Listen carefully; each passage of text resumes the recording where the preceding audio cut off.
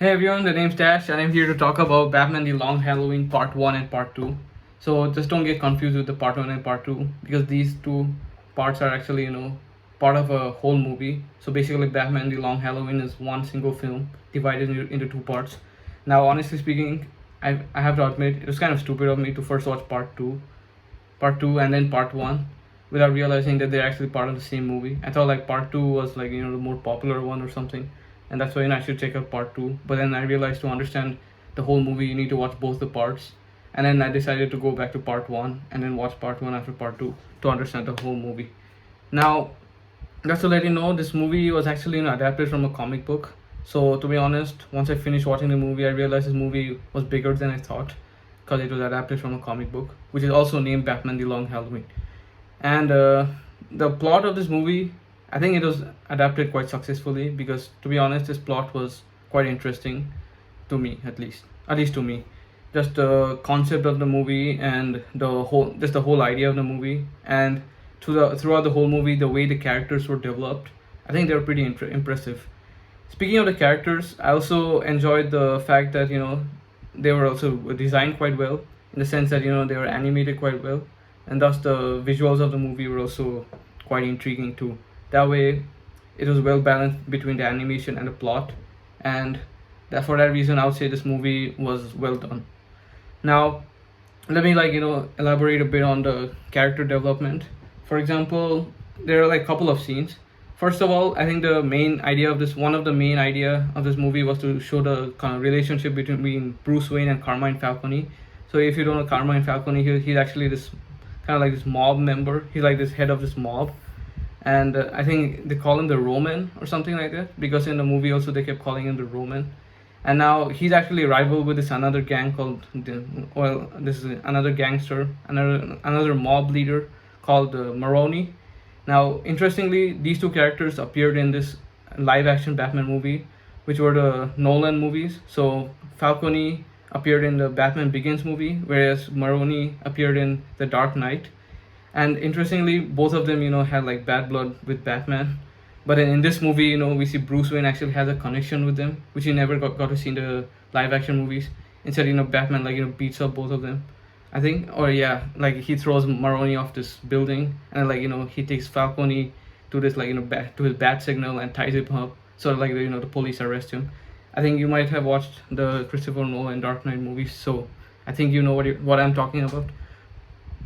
But let's talk about a couple of scenes which were quite well made.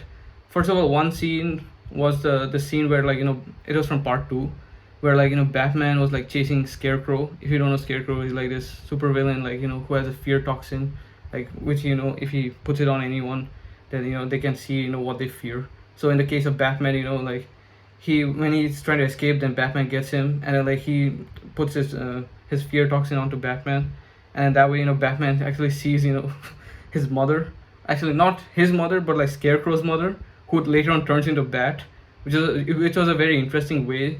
They first of all they executed it in an excellent manner. First they show Scarecrow's mother hanging, and then she turns into Bat, and then Batman he fears that, right? He fears his mom because his mom got shot in an alley, and then he also fears Bat because it was bats, and that inspired him to become Batman because he feared bats, and to overcome his fear of bats, he decided to become Batman.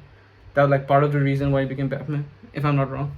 But I think that it was a great way they executed the whole scene, and a great way to show Batman's two key fears. And so there's that scene. Then there are also other scenes. For example, there's a scene with where Harvey Dent, he's actually at the court. He's talking to Maroni. He's interrogating Maroni in order for Maroni to confess his crimes. But then what happens is inside his voice there's actually Two Face. So Harvey Dent's alter ego is Two Face. So inside his voice he has this voice that's continuously bothering him throughout the whole court scene. And then all of a sudden Maroni, he has a bottle of acid and pours it onto his face, and that way he becomes Two Face. So it's perfect time for him to become Two Face when his inner voice is talking to him. His inner voice is talking to him and telling him how he's a killer, he's a serial killer and all that stuff. And then he becomes Two Face, and that's when it takes a toll on his character. He becomes a bad guy. He's trying to get his he's trying to fight for justice, but in the wrong way. That's by killing people. And actually and then there's also there are two scenes from part one in my which really stood out with me, which I thought were beautifully made, because there are these two scenes with Batman and then there's this supervillain.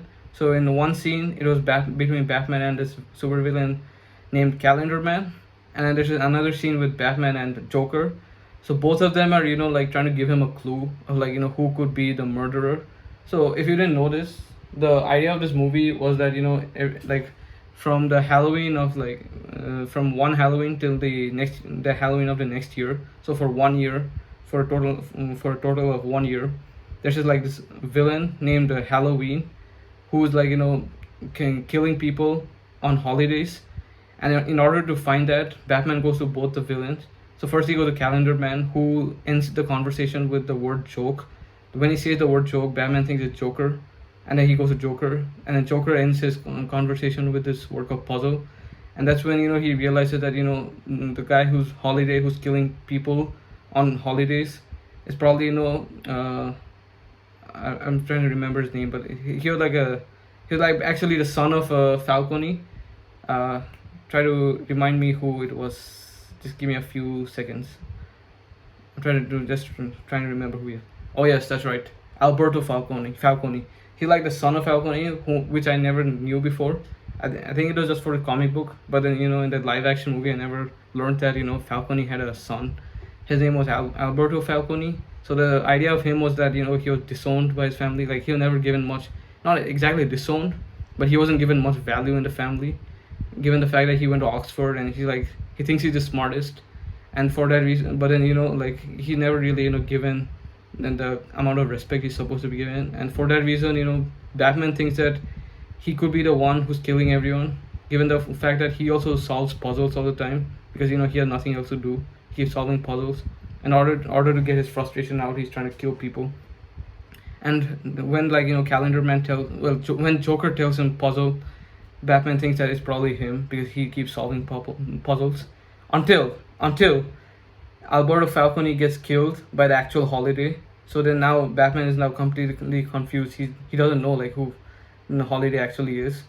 And then at the end we learn that it was actually Harvey Dent all along who was the one killing everyone.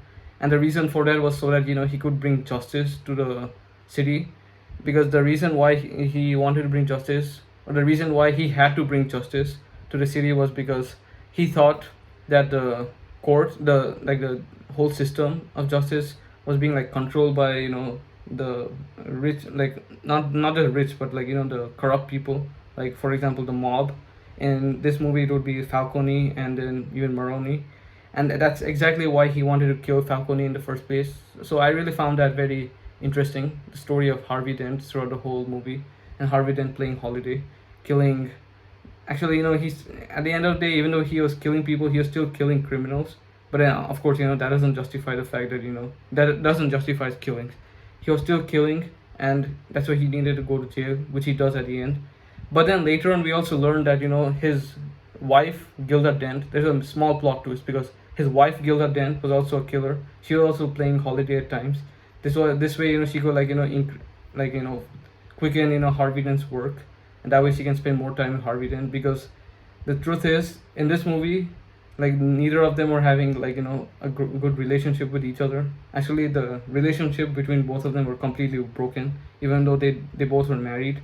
And that's why that's why Gilda wanted to trying to I think she was just trying to fix her relationship.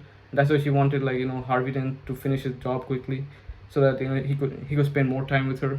And that's why she had to kill some people for Harvey Dent, whom Harvey Dent was trying to kill. So that was very interesting to me. And to be honest, throughout this whole movie they give you this this Halloween vibes, because after all it's called the Long Halloween.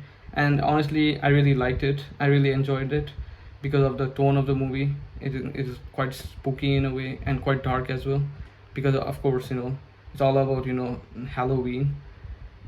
It's from the Halloween of the first year till the Halloween of second year, and just one whole year until the next Halloween. and I really enjoyed that too. I don't know whether you all like Halloween or not. I just really like Halloween. I'm just saying. So yeah, that's all I really had to say about this movie. So if you really found the movie interesting, tell me your thoughts. If you haven't watched this movie, you should probably check it out. And until next time, I'll see you.